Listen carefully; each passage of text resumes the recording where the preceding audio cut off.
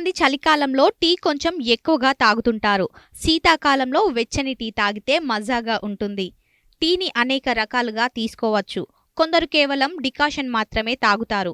మరికొందరు పాలు టీ తాగుతారు. టీ శరీరానికి అంతగా హాని తలపెట్టదు. టీలోని కెఫిన్ శరీరానికి చాలా ఉపయోగకరంగా ఉంటుంది. అయితే మిల్క్ టీని ఎక్కువగా తాగడం మంచిది కాదు. ఇది శరీరానికి మేలు కంటే ఎక్కువ హాని తలపెడుతుంది. ముఖ్యంగా శీతాకాలంలో అల్లం మిరియాల చూర్ణంతో తయారు చేసిన టీ తాగవచ్చు.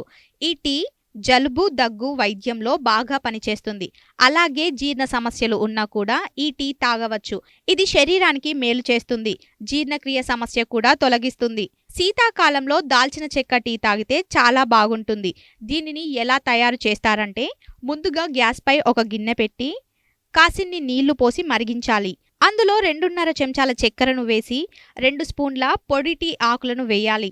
అందులో కొద్దిగా దాల్చిన చెక్క చూర్ణం కూడా వేయాలి. లేత గోధుమ రంగులోకి మారిన తర్వాత గ్యాస్ మంటను కాస్త తక్కువగా ఉంచి ఇప్పుడు దానికి 2 గ్లాసుల నీటిని జోడించాలి. తర్వాత అల్లం చూర్ణం వేసి కలుపుకోవాలి. దీనిని బాగా మరగనివ్వాలి. అందులో 1 కప్పు పాలు పోసుకొని పాలు కదిలిస్తూ బాగా మరగనివ్వాలి. దీనిని 2 కప్పుల టీ అయ్యేంత వరకు బాగా కలుపుతూ మరిగించాలి. ముందే పంచదార వేశాం కాబట్టి మళ్ళీ ఈ టీకి ప్రత్యేకంగా పంచదార కలపాల్సిన అవసరం లేదు.